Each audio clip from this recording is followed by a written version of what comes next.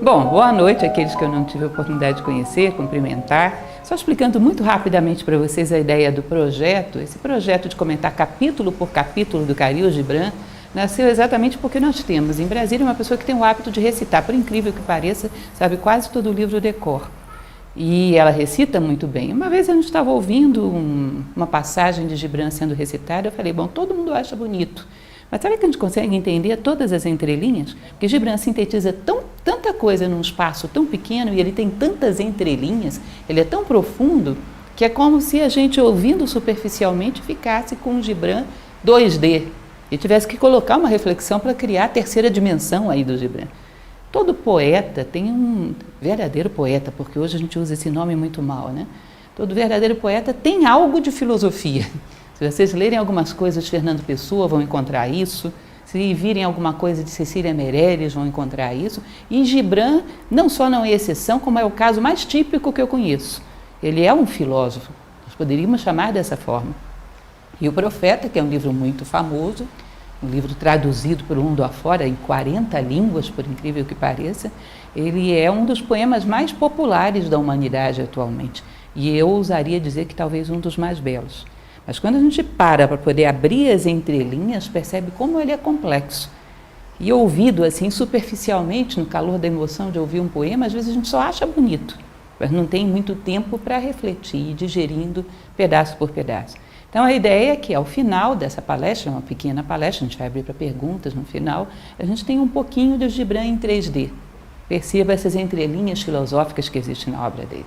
Eu sempre começo todas as palestras falando rapidamente sobre um pouquinho da biografia, que não é essa a intenção, né? Gibran é um libanês. Ele nasce no Líbano em 1893 e morre nos Estados Unidos em 1931. Chega com a família nos Estados Unidos, na cidade de Chicago. Chega ele e o irmão mais velho, que era arrimo de família, sustentava toda a família, a mãe e 2 irmãs. É uma situação muito delicada, porque eles não falam a língua, não tem muita habilitação profissional, o irmão trabalha duro para sustentar a família e, de repente, vai morrendo um por um. O irmão morre de tuberculose, a irmã mais nova de tuberculose, a mãe morre do coração e fica apenas ele e uma irmã, Mariana, que trabalha como costureira, ajuda a sustentar os dois, e ele, um gênio, já tinha uma habilidade muito grande, tanto para escrever quanto para pintar, é um grande pintor também, não sei se sabem disso. Agora, escrever em libanês nos Estados Unidos, e ali aquele talento sem ter muito, até recurso material, talvez ele não tivesse ficado nos Estados Unidos, se ele não encontrasse aí um anjo da guarda, que era uma professora norte-americana, boa noite, uma professora norte-americana que o conheceu aí muito jovem, recém-chegada aos Estados Unidos, poucos anos de residência nos Estados Unidos, e começou a apoiá-lo financeiramente mesmo, ajudou ele praticamente toda a vida. Quando o Gibran vem a falecer em 1931, ela ainda o ajudava de uma certa forma. Isso é uma coisa bastante interessante, é uma história à parte, que eu tenho feito propaganda em todo canto, porque quem sabe um dia a gente vem fazer essa palestra aqui, porque existe um livro que se chama As Cartas de Amor do Profeta, que são as cartas que ele troca com essa jovem, Mary Elizabeth Haskell, durante toda a vida. 600 cartas de um lado, 600 respostas do outro, ou seja, 1.200 cartas, uma vida inteira. E era um amor profundo entre os dois. E é muito interessante que você percebe, ele em determinado momento a pede em casamento, ela prefere que não. Os dois ficam, não se veem assim esporadicamente, mas ela inspira ele em tudo que ele fez. Você vê nas cartas trocadas entre eles, nascendo o profeta, por exemplo. Ela era tão brilhante quanto ele. Ela vive muito mais do que ele, vai morrer na década de 60, enquanto ele morre em 1931. E ela só autoriza a publicação dessas cartas depois da morte dela. E o profeta já era famoso no mundo inteiro, o livro, e ela renuncia a ter algum mérito nisso. Porque se essas cartas fossem conhecidas com ela viva, ela também se tornaria famosa. E ela prefere ficar na sombra, ela realmente o empurra para cima, e muito do que você vê de Gibran tem a sombra de Mary Haskell por trás. Uma grande mulher e um amor muito profundo. Imaginem vocês, 2 pessoas que se amam e trocam cartas, ficam um longo tempo sem se ver fisicamente, o que você imagina que se trate nessas cartas? Eles falam sobre Deus, eles falam sobre sabedoria, sobre vida interior. O interesse deles era muito elevado, muito transcendente. Às vezes não parecem cartas de namorados, parece um tratado de filosofia, e eles não tinham intenção que fosse publicado, eram cartas pessoais e quase foram destruídas. Por um triz, não foram destruídas. Então, é algo interessante, porque além de Gibran ser o gênio que é um dos casos daquilo que Platão chamaria de almas gêmeas. Ele tem um relacionamento maravilhoso com essa dama americana, que está por trás de tudo que ele foi. Enfim, ele falece nos Estados Unidos em 1931, seu corpo é levado de volta para o Líbano, toda a sua vida ama profundamente a sua terra natal e não teve a oportunidade de voltar em vida, e é uma celebridade em termos de que, sobretudo, a sua obra escrita, mais hoje do que as suas pinturas, e sobretudo o Profeta. O Profeta, eu diria que, se vocês forem colocar livros de poesia na sua cabeceira, esse tem que ser o primeiro, porque ele é simplesmente perfeito. Cada capítulo ele é pedagógico até nas vírgulas. Muito conhecimento sintetizado aí, muito bonito. Tá? Então nós vamos conhecer um pouco da história do Profeta. Como eu falei para vocês, ele foi escrito já em inglês, 23 ele já falava muito bem o inglês, é claro, depois de tantos anos, e foi traduzido em 40 idiomas até o momento. Ou seja, em termos de literatura, sobretudo de prosa poética, que é o que ele faz, eu não conheço um livro tão popular. Pode passar, tem uma cadeira aqui bem na frente. Não tem problema. Pode passar. Desculpa, gente. Enfim, 40 idiomas esse livro foi traduzido.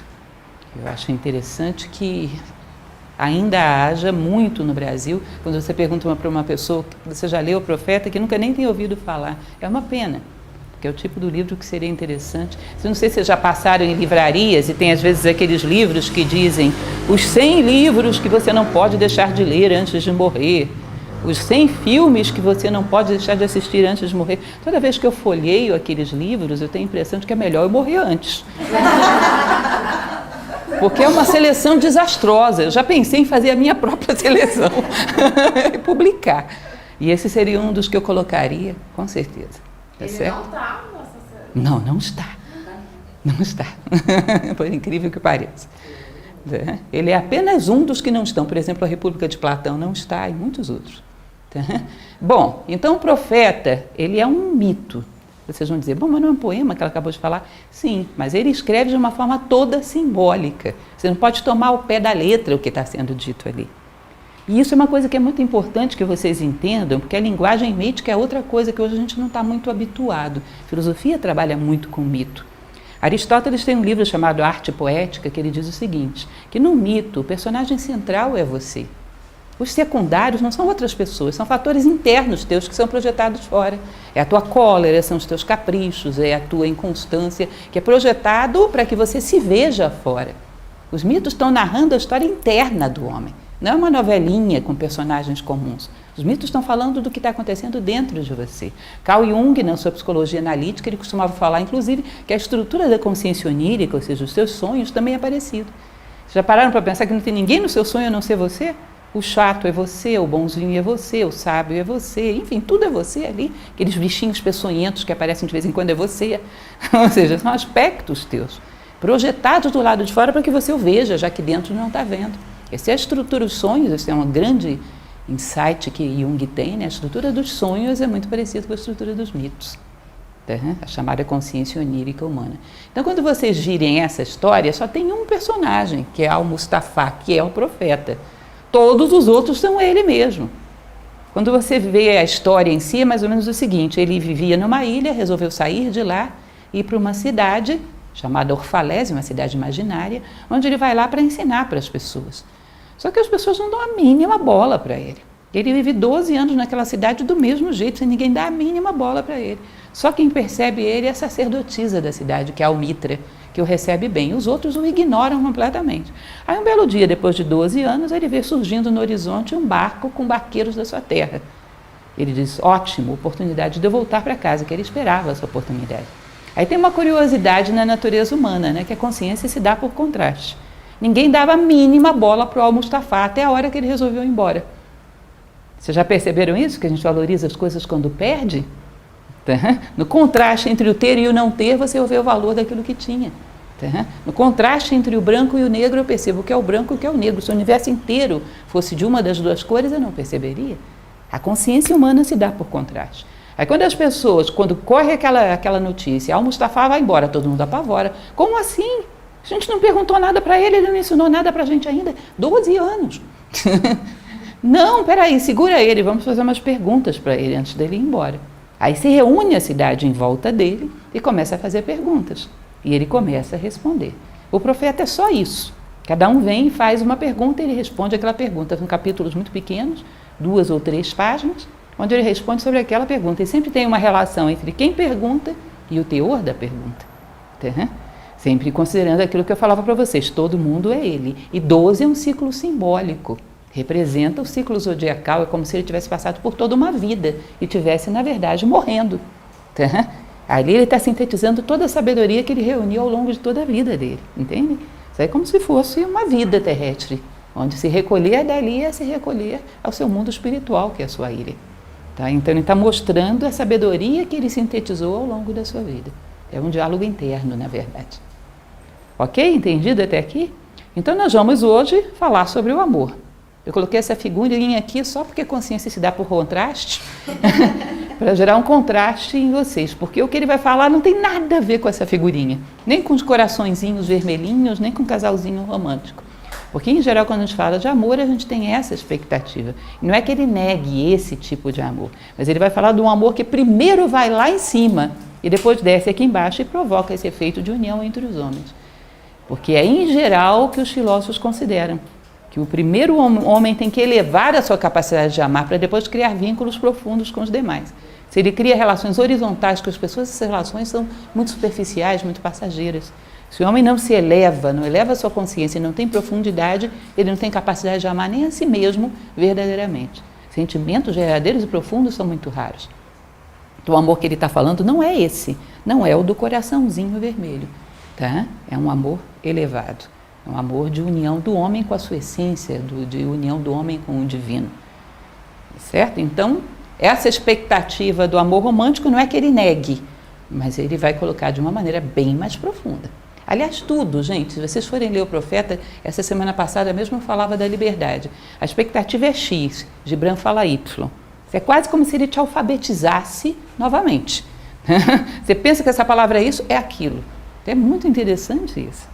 É altamente, digamos assim, fora da convenção do esvaziamento com que a gente trata as palavras. E amor é uma das palavras mais esvaziadas que tem, né? Mais vulgarizadas que tem, ao ponto de que hoje ficou até um pouco demodê você dizer eu te amo, ninguém acredita mais nisso. Tá certo? Então vamos lá para a nossa viagem sobre o amor. É curto, é um capítulo bastante curto, portanto não é uma palestra longa, e ao final vocês podem fazer as perguntas de vocês se algo não ficar claro. Tá? Então começa o diálogo com Almitra, que é a sacerdotisa que eu falei para vocês. Ela chega para ele e pergunta, fala-nos do amor. E aí ele ergueu a cabeça e olhou para o povo. E o silêncio caiu sobre eles. E em voz poderosa ele disse. Aí vocês vão dizer, não é possível que ela vai comentar só isso aqui. Vou. Mas ele nem disse nada ainda. Sim, mas já tem coisa para comentar aqui. Porque percebam, se eu estou falando para vocês que tudo isso está acontecendo dentro dele, se num determinado momento, porque a gente tem um nível mais elevado de consciência, de reflexões profundas, imagina toda a tua personalidade, todas as vozes dentro de você se calarem para ouvir esse momento de consciência profunda. Isso em geral acontece? Deixa eu tentar explicar melhor isso para vocês. Nesse momento, porque nós temos uma estrutura mais densa, mais concreta, que as tradições chamam de personalidade, e que ela tem uma característica, nada nela cala a boca nem um minuto, a menos que seja muito bem educado. O corpo físico de vocês para de gerar apelos, não para um minuto, né? Se ele não tiver com calor, está com frio, aí está desconfortável nessa cadeira, aí sente fome, aí sente sede, aí remexe. Está constantemente gerando ruído. As emoções param quietas. Estou triste, estou alegre, estou curiosa, estou angustiada, estou isso, estou aquilo. Elas não param. A mente de vocês para. Olha, é impressionante a nossa mente. Ela tagarela o tempo todo, blá, blá, blá, blá, blá, blá, blá, blá, blá, blá, blá. Nesse momento tem alguma mente calada? Nós temos um professor, que é o professor Michel Chenier, que tinha, mas ele já é falecido, que ele costumava brincar com a gente e dizer que a nossa mente tagarela tanto que a gente entra debaixo do chuveiro e não sente a água. E é verdade isso. Blá, blá, blá, blá, blá, blá, blá, não para um minuto. Imagina se você tiver dentro de você, porque todos nós temos como premissa, como princípio, uma vida interior mais profunda, uma capacidade de reflexões mais elevadas sobre o sentido da vida. Essas vozes calam a boca para você poder ouvi-las? Não calam. Aí essa gota de reflexão, quando cai no meio desse monte de ruído, você não identifica. Já passamos a vida inteira na superficialidade. Existe um livro muito bonito chamado A Voz do Silêncio, que é um livro que transcreve uma tradição tibetana, ou seja, a filosofia tibetana, e que fala exatamente isso. Parece um paradoxo, né? Voz do silêncio, mas é a voz do falador silencioso, que é a tua consciência no seu ponto mais elevado, mais humano, mais essencial, tentando falar com você. E não consegue, porque nada dentro de você cala a boca. Isso é um básico autocontrole que nós não fomos ensinados a ter, porque achávamos que não necessitava. A vida nos ensinou mais ou menos com aspas duplas, a controlar o corpo físico. O resto, nada mais. Vocês já pararam para pensar as vantagens que nos dá esse razoável controle do corpo físico que a gente tem? Uma vez que estive aqui, eu comentava isso com alguns, inclusive, que estavam presentes, que eu dizia, bom, eu quero ir até a pia, as minhas pernas me levam. Eu quero ir até a televisão, as minhas pernas me levam. E se eu não tivesse controle sobre as minhas pernas? Eu diria, pernas, pia, ela ia para a mesa. Pernas, pia, ela ia para a janela. Como é que eu ia fazer para chegar nessa pia? Me agarrando no chão, me segurando nas coisas. Vocês imaginaram o esforço para fazer uma coisa tão pequena? Aí vocês imaginem para falar para as suas emoções, goste disso, porque é nobre, justo, bom. Ela obedece? Pensamento, pense nisso, porque eu preciso estudar isso, preciso me concentrar, preciso aprender. Eles obedecem? Vocês imaginaram vocês terem um razoável controle sobre as suas emoções e sobre sua mente, como controla as pernas ao andar? Que potencial isso daria para você? E além de você ter um potencial de construção fora do comum, ouviria a voz do silêncio, porque esse pessoal faria silêncio. E você ouviria alguma coisa mais elevada. Vocês percebem que ele logrou isso ao final da sua vida? Porque quando ele vai falar, o que acontece? Esse pessoal todo que está ouvindo à sua volta são essas vozezinhas da chamada personalidade. O corpo com seus caprichos, as emoções com as suas instabilidades, a mente com a sua tagarelice. Todo mundo fica quieto, ele vai falar. A tua essência, aquilo que as tradições chamam de eu superior, ele vai falar, vamos ouvir. Você percebe que isso é um razoável autocontrole, mais do que razoável até, que te dá a oportunidade de ter vida interior? Isso é um cidadão que tem diálogo interno, tem vida interior, tem profundidade, portanto pode desenvolver relações profundas. Já é um bom começo para quem quer amar. Porque quem é superficial em relação a si mesmo, vocês acham que será profundo em relação a alguém? Tudo nele será superficial. Tá? Então, como eu falei para vocês, esse começo já merece uma reflexãozinha. Aí ele começa. Quando o amor vos chamar, segui-o. Embora os seus caminhos sejam árduos e íngremes. Aí a figura foi muito apropriada. Seus caminhos são árduos e íngremes. Por quê? O amor classicamente é classificado como aquilo, é a busca daquilo que te falta para ser completo como ser humano. Portanto, amar significa ser cada vez mais humano. Platão tem uma frase muito famosa que ele diz o seguinte: a melhor coisa que você pode fazer pelas pessoas que ama é crescer como ser humano. Porque só assim você pode garantir alguma coisa a elas. Entende isso? A melhor coisa não é ficar grudadas nelas, nem dar coisas materiais para elas, é crescer como ser humano. Porque aí você pode garantir alguma coisa a elas. Crescer é vertical, é íngreme, exige esforço. Tá? É árduo, algumas coisas têm que ser deixadas para trás. Não sei se vocês já viram a figura, ali nós temos um Marte ali como estátua, tem inclusive uma estátua que tem Ares, Marte, que é o deus da guerra, junto com a deusa Afrodite ou Vênus, que é a deusa do amor. Vocês não acham que essa relação na mitologia é meio engraçada, não? Amor junto com a guerra? Na prática, dentro de nós é assim que é. É uma guerra para poder deixarmos coisas para trás e crescermos para poder realmente amar. O amor é resultado da derrota de certas debilidades, certos defeitos e a conquista de territórios novos, de capacidade de fraternidade, de compreensão, de profundidade. Percebem? Amor e guerra andam juntos. Você tem que ter sido vitorioso sobre alguma coisa para se elevar a um novo patamar de generosidade, de fraternidade, de entrega que te permita amar cada vez mais verdadeiramente. Então, algumas coisas vão ficando para trás, é um caminho árduo, íngreme. A gente está acostumado a ver aquele cupido com aquela bochecha cor de rosinha, né? Com asinhas, né? Com aquela flechinha. Ó, que coisa doce e cuticute. E de repente Gibran traz para a gente um amor que é forte, é exigente, é duro. Ele praticamente te reconstrói, vocês vão ver que ele fala isso. A gente, de novo, pera lá, não estava esperando por isso. Estava esperando uma coisa doce e cândida. Bom, esse não é o Gibran, você está procurando um outro autor qualquer. Não é esse Eros que ele está colocando aqui que você está procurando o Cupido do Dia dos Namorados, não é isso? Com aqueles coraçõezinhos vermelhos. A última vez que eu estive aqui, eu falava para vocês que aquele coraçãozinho vermelho é símbolo, lembram de quê? Da paixão e não do amor. É uma brincadeira que eu sempre faço com o pessoal. Por quê? Sobe, desce, cai e começa tudo de novo, não é assim? Símbolo da paixão. Perfeito para do amor, não. Então, esse amor que o Gibran está falando, ele é duro, é árduo, é íngreme, exige muito de você. E ele vai continuar. Ele assusta realmente aqueles que estão querendo viver o amor. Para quem não está esperando esse tipo de definição.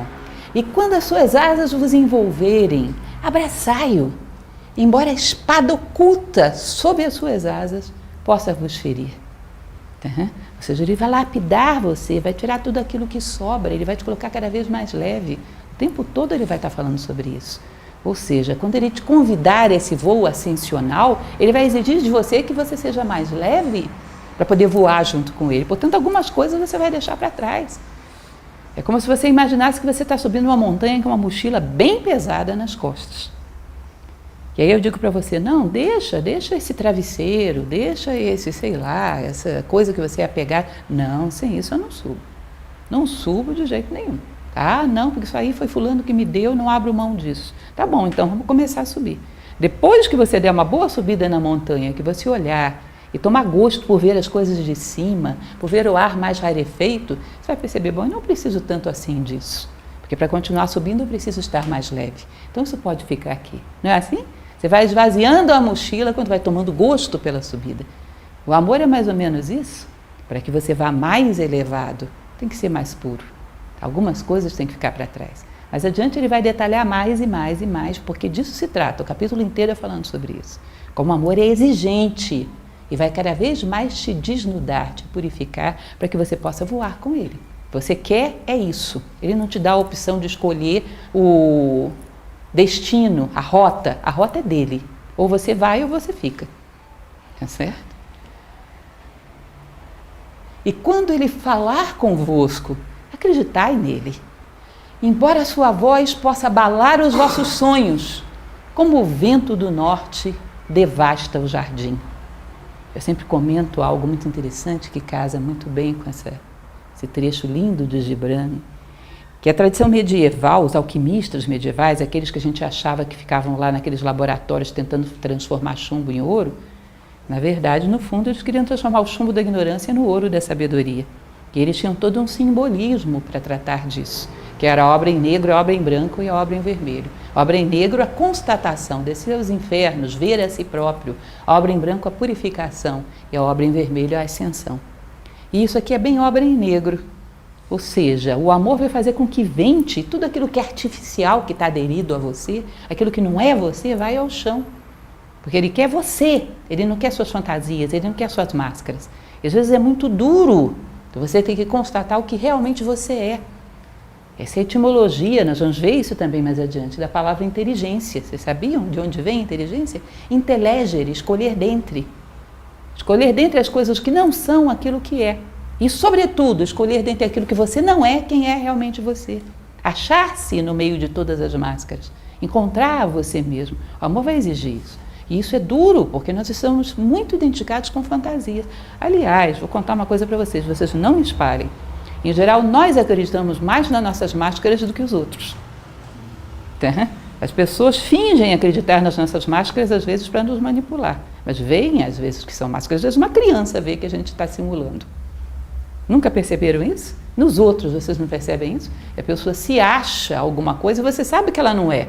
Para poder se relacionar bem com ela, faz de conta que acredita. Não é isso? Não é assim? Quantas vezes? Mas você sabe que não é. Você percebe a distância entre a máscara e a realidade. Ela não vê. Ela não vê. Eu costumava brincar, dizer que até o porteiro do nosso prédio às vezes não conhece melhor do que nós mesmos. Um dia desses, um aluno meu veio brincar comigo e disse que ele já tinha encontrado a chave para o autoconhecimento. Ele ia se disfarçar de outra pessoa e ia conversar com o porteiro do prédio dele. Porque realmente vai ser engraçado. Então o amor vai exigir que você queira se ver. Saiba quem você é. E a partir disso comece a construir aquilo que você quer ser. Eu quero ser uma pessoa que realmente ama. Gente, isso não é brincadeira. Uma gota, isso diz a tradição budista, uma gota do verdadeiro amor justifica uma existência humana. É um laço tão profundo entre os seres humanos que é como se fosse a recuperação da unidade na multiplicidade. A maior parte das coisas que a gente tem são emoções. São laços muito tênues. O verdadeiro amor, dizem vários, o próprio Platão fala sobre isso, ou é eterno ou não é amor. Há laços muito profundos. Vocês percebem que isso é muito exigente? Não vai exigir que você constate onde você está e queira muito chegar ao verdadeiro amor, porque essa é a equação da identidade. Entendem? O que você tem que fazer para chegar a algum lugar? Saber onde você quer chegar é evidente e onde você está no momento. Me perdi aqui em Águas Claras, isso é só hipótese, tá, Carla? Isso nunca aconteceu. Me perdi aqui em Águas Claras, eu ligo para a Carlinha. Carlinha, eu estou perdida, ela vai estranhar muito, porque ela sabe que sou muito bem orientada. O que ela vai perguntar para mim, para poder me ajudar a chegar aqui? Onde você está? Onde você está? Eu digo, não sei, como é que ela vai ajudar? O que eu tenho que saber para chegar aqui? Aonde eu quero chegar e aonde eu estou, percebem? E então o amor venta, venta para que caiam as tuas máscaras e você saiba onde você está. Já que você quer ir com ele, a primeira coisa você tem que saber onde você está. E ele vai ventar e vai derrubar todas as tuas máscaras, todos os teus disfarces. E venta forte, que nem aquele tornado que a gente teve aqui, venta forte. Arranca todas as nossas máscaras. Pois mesmo quando o amor vos coroa, ele vos crucifica. Mesmo sendo para o vosso crescimento, ele também vos poda. Aqui tem muitos elementos nas entrelinhas, muitos elementos. Ele vos coroa, ele vos eleva ao ponto mais alto que a sua consciência já atingiu. Faz você amar de maneira cada vez mais profunda, mais ampla, mais verdadeira, mas ele vos crucifica. Por quê? Porque você está acostumado com uma dimensão horizontal. Isso diz que é a limitação, é a escravidão dos sentimentos humanos, que na verdade não são nem sentimentos. O que é uma relação horizontal? É um toma lá da cá. Tudo que você faz está esperando uma contrapartida. Platão dizia que isso aí é um nível medíocre de ligação emocional. Não é o verdadeiro amor. O verdadeiro amor, ele é vertical, ele é de mão única. Ele não espera outra coisa que não o bem do ser amado. Ele não é uma ascensão íngreme, ele é vertical. Você só tinha isso, o amor te acrescenta isso. Ou seja, mesmo quando ele te coroa, ele te crucifica. Em geral, as nossas relações, salvo poucas exceções, são muito horizontais. Até o namoradinho com a namoradinha, ele dá um beijo, se ela não dá um beijo de volta, ele já se sente lesado, né? Deu um beijo e não ganhou nada. Olha o que eu fiz por você. Quando uma pessoa fala isso, o que ela está dizendo? Você está me devendo. É isso. Está apresentando a conta. Vocês percebem que isso é horizontal? É horizontal. O verdadeiro amor é vertical. Ele se realiza simplesmente no bem do ser amado, ele não espera contrapartida. Então, o vertical, que contrabalança esse horizontal, ele te crucifica. Mesmo sendo para o vosso crescimento, ele também vos poda, porque tudo que está lá para baixo, ele tem que ir cortando, tudo que estava na sua mochila, ele tem que ir deixando para trás. Vocês já ouviram falar como é que se produz vinho bons, não esses mais comunzinhos, vinho bom, aquelas vinícolas europeias? Já ouviram falar? Eu acho curioso isso, que é uma característica desse amor que a gente tem que desenvolver, o conhecimento, onde tem um sintoma de inteligência, de beleza, de harmonia, de amor, ainda que não esteja diretamente relacionado com a nossa rotina, é interessante. Não sei se vocês já perceberam isso, isso é característica do filósofo. Isso não tem nada a ver com a apicultura, não gosta de mel, mas quando você vê aquele requinte com que as abelhas trabalham, não para olhar? Onde tem vontade, amor e inteligência, diz que interessa aos filósofos, que é como se fosse um rastro de Deus, que interessa para eles parar para olhar. Ou seja, eu não suporto vinho de espécie alguma, mas eu achei essa história muito interessante quando eu vi. Como se produz um bom vinho? Vocês sabem que eles pegam um pezinho daquelas videiras e saem cortando todos os galhos inferiores e só deixam aquele que culmina lá em cima, para poder concentrar toda a potência da planta lá em cima. E nessa viagem que a seiva faz, ela vai se depurando. E aí você tem a melhor fruta. Porque um dos defeitos de países que não têm tradição é exatamente isso, não querem desperdiçar as uvas dos galhos inferiores. E aí fica uma uva de baixo sabor, de baixa qualidade. Eles saem cortando tudo, só deixam aquela frutificação lá de cima. Aí ele vai ser a concentração de toda a potência na planta naquilo que ela tem de mais elevado. Vocês percebem que de uma certa maneira o amor está fazendo isso com a gente? Está podando tudo que é inferior para que você eleve toda a tua energia para o céu, para aquilo que você tem de mais nobre. Que a partir daí pode voltar a irradiar sobre os homens. Relações profundas. Por que vocês acham que casamento, em geral, na maior parte das tradições que a gente conhece, é uma cerimônia religiosa e não simplesmente um contrato civil? Poderia ser, né? Porque sempre se considerou em todas essas tradições que o homem se une em torno de alguma coisa mais elevada, sagrado. Em torno do profano, o homem se divide. A união tem que ser feita em torno de algo maior, como se fosse uma estrela para a qual todos os dois olham. Se não existe algo mais elevado, os homens não se unem. Em torno do material, os homens se dividem. Em torno do espiritual, dos valores, das virtudes, os homens se unem. Então, primeiro lá em cima, e depois volta a jorrar sobre todos os seres. Também esses mesmos alquimistas medievais tinham o hábito de falar sobre isso. Que o amor, eles diziam, não é uma bebida que seja humana, é um néctar dos deuses. E que, portanto, você não tem como fabricar o amor, você só tem que fabricar a taça. Que aí, se eles olharem lá e disserem que, bom, está ISO 9000 a sua taça, eles depositam o vinho sagrado. Está ótimo, está tudo muito bem. Construir a si próprio, com nobreza, com valores, para ser uma taça bem construída, para eles colocarem o vinho. Tudo muito bem. Mas sabe como é que eles chamavam esse bendito vinho? Alcaeste. E alcaeste era o solvente universal. Ou seja, era um líquido que onde você colocasse ele derretia. Não havia nenhuma substância que seria capaz de resistir a ele. Ué, mas então não vai derreter a taça que eu tive tanto trabalho para construir? Vai. E se não derreter, pode recusar, porque é alcaeste falsificado. Porque se for verdadeiro e legítimo, essa taça que você teve tanto trabalho para construir, quando ele for depositado, ele vai derreter. Sabe por quê? Porque você pode amar através de um ser humano, através de um trabalho, mas se esse amor é legítimo, ele não vai aceitar limites. E se eu amo legitimamente essa pessoa, eu vou amar mais a humanidade como um todo, a vida como um todo. Ele vai se espalhar, ele não vai aceitar limites. Se ele fica limitado, se ele te torna mais egoísta, nós vamos falar adiante, inclusive tem uma frase linda sobre isso, isso não é legítimo, isso não é o verdadeiro amor. Entendem? Então ele vai te podando e te leva àquilo que você tem de melhor e mais nobre, tirando tudo aquilo que não é humano, tudo aquilo que não é vinho, não é uva de boa qualidade.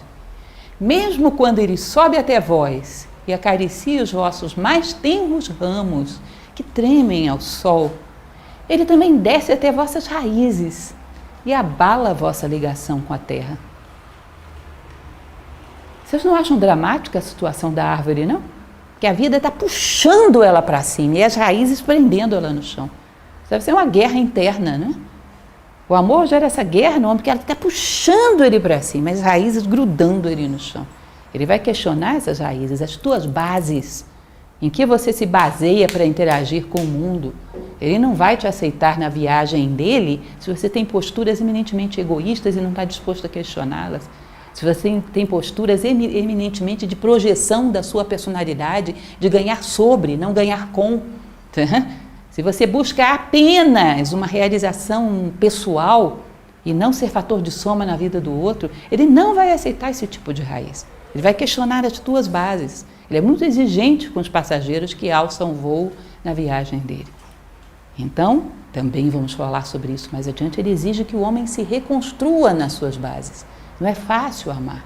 Existe uma base moral, uma base de maturidade, uma base humana muito sólida. Então ele vai começar a questionar todas as suas raízes, a interface que você faz com o mundo, a postura que você tem diante da vida, de si mesmo, dos demais, os princípios nos quais você norteia a tua vida. Se você realmente quer amar, vai ter que revisá-los. Na verdade, deixa eu contar uma coisa para vocês, vai ter que revisar tudo. Uma das coisas que o amor exige é que você reconstrua a si próprio em outras bases. É quase como um renascimento, em outras bases, em outro patamar. Vocês percebem que o crescimento é exatamente isso, nascer num outro patamar, como uma escada. Tá? Então, uma das coisas que ele vai fazer é questionar tuas raízes, abalar a tua ligação com a terra. E mais forte ainda, olha o que ele vai dizer. Como feixes de trigo, ele vos junta a si próprio. Ele vos ceifa para desnudar-vos. Ele vos peneira para vos libertar das impurezas. Ele vos mói até ficardes brancos. Muito bonito, né? Deixa eu só passar a outra página para ficar completo esse pensamento. Ele vos amassa até vos tornardes moldáveis. E depois entrega-vos ao seu fogo sagrado, para que vos torneis pão sagrado para a sagrada festa de Deus. Que lindo, né? Que coisa inspirada, mas significa o quê? Significa o quê? Como feixes de trigo, ele vos junta a si próprio. A primeira coisa que o amor exige é unidade. É superação daquilo que aquela tradição tibetana que eu falava para vocês ainda há pouco chama da heresia da separatividade, que é o egoísmo em bom português. É acharmos que a realização é sobre os outros e não junto. É não buscarmos a unidade como finalidade de vida. A primeira coisa que ele vai fazer é juntar você a ele, juntar ele, você ao divino, porque o amor é um ser divino. Fazer com que você descubra o sentimento de unidade. Depois ele vai fazer o que com você? Vos ceifa para desnudar-vos. Já vimos isso, vai tirar todas as suas cascas, todas as suas máscaras, vai deixar você puro. Vos peneira para os libertar das impurezas. Lembra da inteligência? Intelegere. Vai tirar tudo que não é você. Vai deixar apenas você cada vez mais puro, mais desnudo. Vos moe até ficardes brancos, ou seja, purifica. Exatamente aquilo que vem depois da obra em negro que é ver. É purificar, é tirar você do meio de todas aquelas impurezas. Tá? Que mais que ele vai fazer contigo? Vos amassa até vos tornar desmoldáveis. Vai exigir de você uma flexibilidade para se reconstruir em outra forma. Entendem isso? Não ter apego àquela forma que a gente costuma ver no espelho, aos nossos hábitos, aos nossos vícios, a nossa forma de interagir com a vida. Estar disposto a reconstruir a si próprio, ser arquiteto do seu próprio destino. Eu costumo brincar com os meus alunos que a nossa sociedade atual é viciada em Síndrome de Gabriela, Cravo e Canela. Vocês conhecem a musiquinha? Eu nasci assim, eu cresci assim, sou mesmo assim, você sempre assim. Não vai dar. O amor não vai carregar Gabriela, Cravo e Canela. Que exige que você se desidentifique com essas cascas que hoje você vê no espelho. Você não é isso. Você é aquele destino ao qual você almeja e vê lá no horizonte. Contava para aqueles que estavam aqui na última ocasião que eu vim, que tem uma passagem do livro dos mortos egípcio. Pense num livro complicado. Esse livro tem uma passagem que diz o seguinte: ó discípulo, teu nome interno está no horizonte. E eu achava esse tipo da coisa enigmática. O professor olha no horizonte e não vê nada escrito. Como assim teu nome interno está no horizonte? Teu nome interno está na tua meta, lá no alto. Aquilo é você. Isso é o que você está, não é o que você é. Os teus sonhos mais ousados, mais nobres, isso é você. E evoluir é procurar crescer nessa direção. E tirando as cascas, tudo aquilo que te impede de ir nessa direção. Tá? Então, o amor exige que você seja moldável, que esteja disposto a se reconstruir. Não se considere como um produto acabado, como um ser fixo. Esteja disposto a se reconstruir. Esteja disposto ao trabalho de construir a si próprio, que é a grande obra da vida humana. A grande obra do homem é a construção do próprio homem, apesar de hoje em dia a gente não considerar isso. Considerar que é a construção de casa, de computador, de carro, de avião, não é isso? A grande obra do homem é a construção do homem, curiosamente, tá? Embora isso não esteja no nosso menu de interesse. Para que vos torneis pão sagrado, pão sagrado para a sagrada festa de Deus. Sagrado significa a função de dar sentido. Quando cada coisa encontra a sua identidade dentro do todo, encaixa feito um quebra-cabeça. E aí é como se fosse a grande festa de Deus, onde cada coisa desempenha o papel que lhe corresponde. Entendem isso? As plantas, quando florescem na primavera, são sagradas, fazem exatamente o que a natureza espera de uma planta. Tá? Os animais, quando buscam sobreviver, procriar, são sagrados, fazem exatamente o que se espera de um animal. O sol, quando nasce, quando se põe, isso é uma frase antiga, muito bonita. O sol ao nascer e ao se pôr, e as flores desabrochando na primavera são belas. Um homem, quando se torna humano, ele também é sagrado e é tão belo quanto uma flor que desabrocha na primavera e o sol que nasce e se põe. Porque é um ser que encontrou o seu lugar dentro da festa sagrada de Deus. Encontrou a sua identidade. E quando você encontra a sua identidade, tudo encaixa. É o grande quebra-cabeça de Deus, a unidade. Tudo se harmoniza. Tá? Nós falamos muito, e eu não acho injusto nem errado, acho que está certo, nos preocuparmos com os animais que estamos extinguindo pela nossa posição predatória em relação à natureza. Acho justo nos preocuparmos com isso. Mas o que a gente não percebe é que o ser em maior perigo de extinção que tem é o ser humano. E é essa extinção que está provocando todas as outras extinções.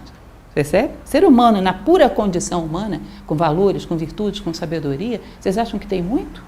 Vocês acham que se tivesse, teria algum animal em perigo de extinção? Vocês percebem que a causa está aí? A causa está aí. Somos um animal, um ser em seríssimo perigo de extinção. Como seres humanos, propriamente dito. Todas essas coisas vos fará o amor, até que conheçais os segredos do vosso coração, e com esse conhecimento vos torneis um fragmento do coração da vida. Falávamos ainda um pouco sobre isso, né? Uma pecinha do quebra-cabeça. E mais ainda do que isso. Gibran, vocês lembrem, vem do Líbano, está inserido dentro de uma tradição de Oriente Médio, que está muito relacionado com a tradição filosófica oriental e ocidental. Ele é um filósofo. E o que ele está falando aí é muito profundo. Toda vez que eu venho aqui eu conto essa mesma historinha. É uma das mais contadas em todas as minhas palestras e vai continuar sendo, porque ela é muito útil. Então aqueles que já conhecem me perdoem contar mais uma vez. É uma história indiana, muito bonita, que fala a respeito da evolução de um ser humano comparando com a pérolazinha de um colar. Imaginem como se fosse um colar, sei lá, de acrílico, várias continhas de acrílico e um fio de nylon passando no meio. Vocês conseguem imaginar cada uma dessas pedrinhas, dessas continhas de colar, como se fosse um ser consciente e inteligente, imaginar a história dela? Imaginem o seguinte, como é que começa a história da pérolazinha? A princípio ela só olha para fora, para a sua superfície, e fica competindo com as outras, né? Olha como eu sou a mais brilhante e redondinha desse colar, eu sou o máximo. Todo mundo só olha para mim nesse colar. E fica muito tempo nessa brincadeira. Até que em um determinado momento ela esgota, ela acha isso cansativo. E começa a ter necessidade de se conhecer mais profundamente. Mas acontece que a consciência dela só está acostumada a reconhecer aquilo que ela é superficialmente, ou seja, acrílico, né? Quando ela olha para dentro, o que passa lá dentro não é acrílico, então ela não vê nada. Ela se sente vazia, sente aquele vazio interior, aquela angústia e começa a buscar. E busca. Um dia, depois de tanto buscar, ela vai depurar a vista. Por querer ver, ela vai acabar vendo. E vai reconhecer aquele pedacinho de nylon que passa dentro dela. Ela vai dizer, encontrei minha essência, olha só. Isso é minha essência, é isso que eu sou.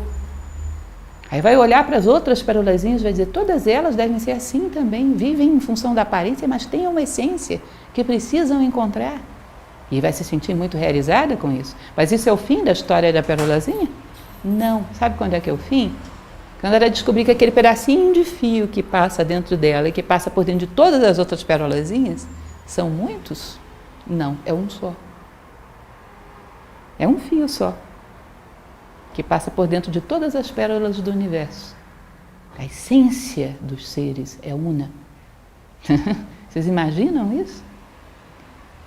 E aí, num determinado momento, o amor vai te levar aí, ele tem endereço certo. É aí que ele quer te levar. A perceber a tua essência e perceber a unidade. Vocês acham que depois, voltando a consciência para cá, teria espaço para egoísmo, para separatividade, para violência, uma vez tendo visto isso? Isso é resultado da ignorância e do egoísmo. O amor quer te levar aí, para ver e constatar isso. E depois ele te deixa descer ao mundo para dar a boa nova, para tentar passar a boa nova, mas ele quer te levar aí. Percebem? Vos torneis, até que conheçais os segredos do vosso coração, e com esse conhecimento vos torneis um fragmento do coração da vida. O que vocês acham que ele está querendo dizer? É só jogo de palavras, é figura de linguagem? Não é. É algo muito profundo e filosófico que está por trás disso. Tá? Mas, se por medo procurardes só a paz do amor e o prazer do amor, então é melhor que oculteis a vossa nudez e vos afasteis do amor para um mundo sem estações, onde rireis, mas não com todo o vosso riso, e chorareis, mas não com todas as vossas lágrimas. Percebe? É melhor que você ponha uma máscara, oculte a sua pureza, a sua nudez e vá viver meio amor. Sabe por quê? Você quer o amor como entretenimento e não como aperfeiçoamento. Quem pode dizer de sã consciência que prefere o crescimento do que a comodidade? Se você só quer a comodidade e o entretenimento do amor, você vai ter meio amor, meia vida e vai ser um meio ser humano. Vai recusar aquilo que de mais nobre ele tem para te dar, podendo ter tanto que é só a casca. Só aquele sabor superficial da casca. Podendo levantar voo com ele, prefere caminhar pela terra e pegar os seus restos que caem sobre a terra. Amor não é entretenimento, amor é aperfeiçoamento, embora ele também traga prazer. Mas isso não é o eixo, o coração do amor. O amor tem como coração a construção do teu próprio coração. A construção de você como ser humano.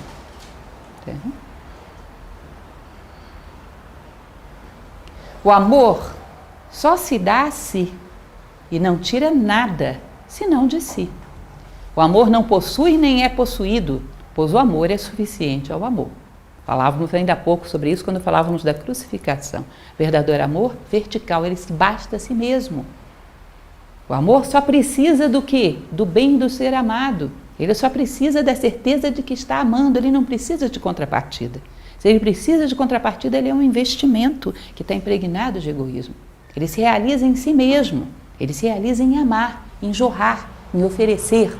Se aceitam, se não aceitam, o quanto bebem, se bebem. Bom, eu cumpri o meu papel.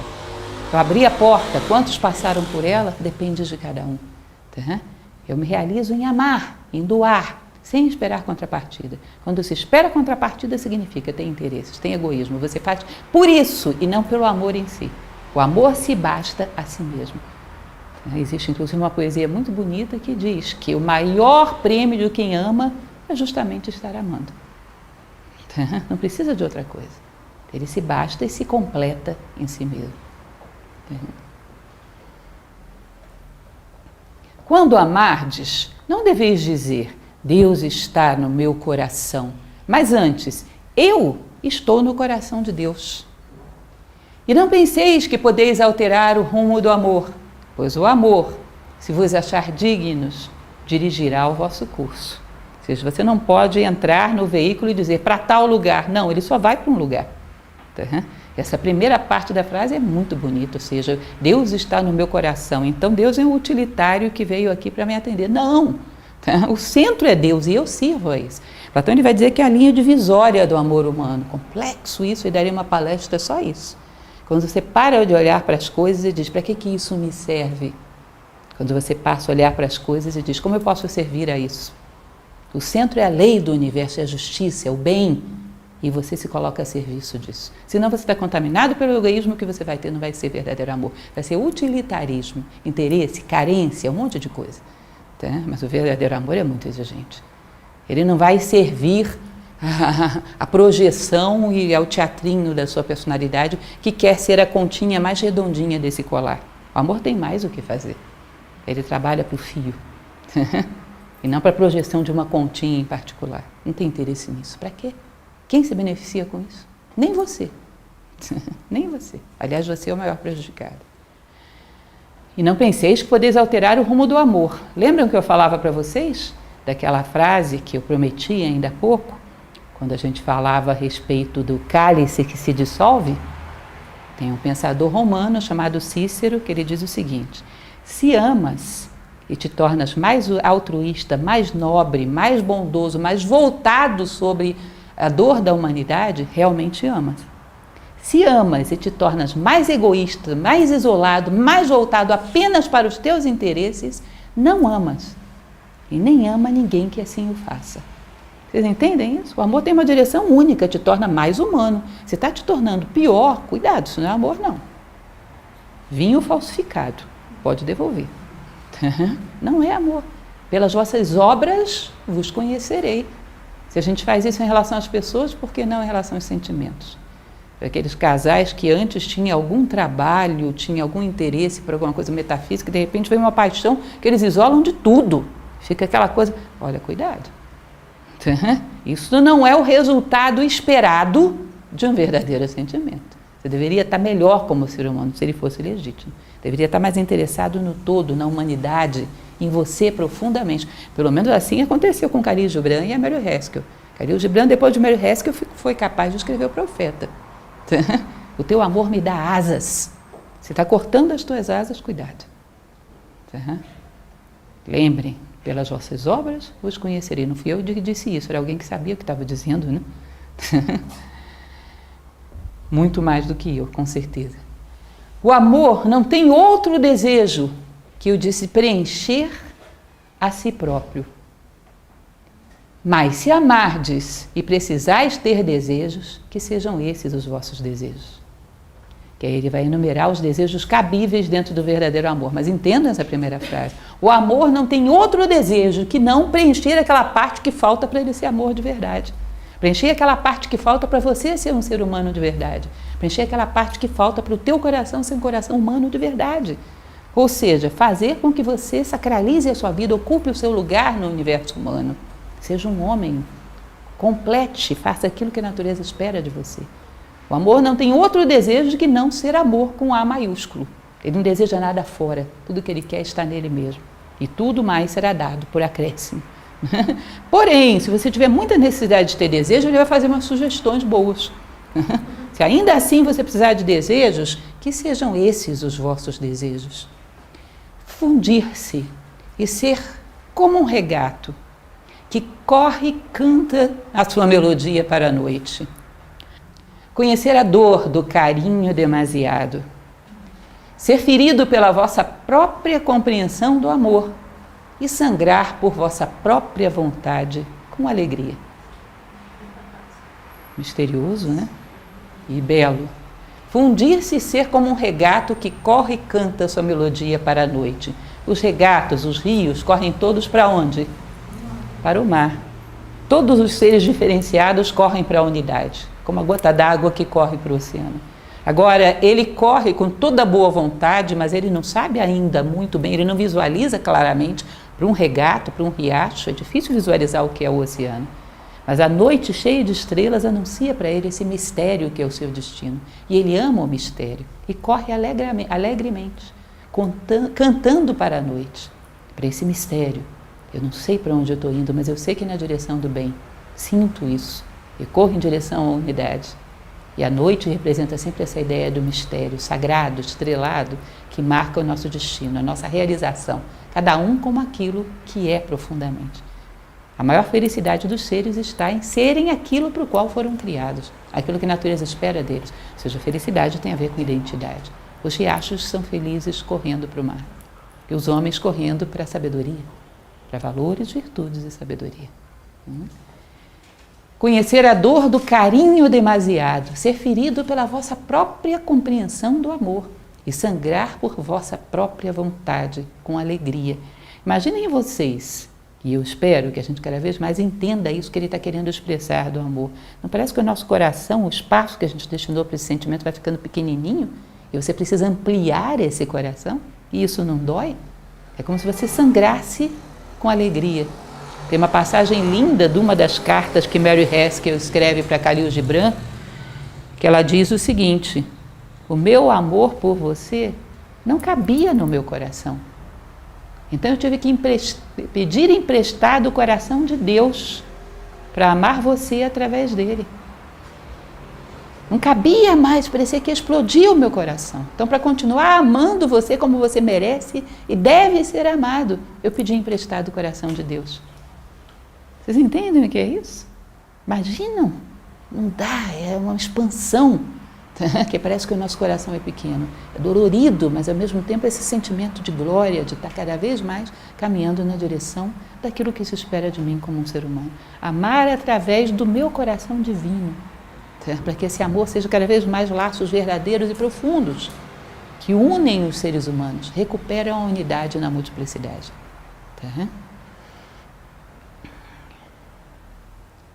Acordar ao amanhecer com o coração alado e dar graças por mais um dia de amor. Descansar ao meio-dia e meditar sobre o êxtase do amor, só para continuar essa reflexão. Regressar a casa à noite com gratidão e depois adormecer com uma prece ao bem-amado em vosso coração e um cântico de louvor em vossos lábios. Vocês percebem o que ele está querendo dizer aqui? Todos os teus momentos, acordar ao meio-dia, todos eles iluminados pela ideia do amor. É a sacralização da vida, é a sacralização do tempo. Sagrado é a função de dar sentido. Existe um pensador do século passado, Sirihan, que ele diz o seguinte: você deve perder todos os dias o seu coração e passar todo o seu dia em busca do seu coração. E ao fazê-lo, você descobrirá que o teu coração é o coração de todas as coisas. Ou seja, fazer do teu dia, as coisas que você tem que fazer são meios. O fim é encontrar o teu coração nas coisas. Ele está em todos os lugares. Vocês percebem que a gente tem esse hábito de pegar essa potência do nosso coração, que é 360 graus, foi feito para se espalhar em todas as direções e concentrar em 1 grau, uma pessoa. O que acontece quando você pega uma potência de luz muito grande e concentra num grau só? O que nasce aí? Um raio laser. Sabe o que faz? Fulmina o pobre coitado. Porque é uma potência que era para amar a humanidade. Você despejou egoisticamente numa pessoa só. Uma expectativa que ninguém isoladamente pode retribuir.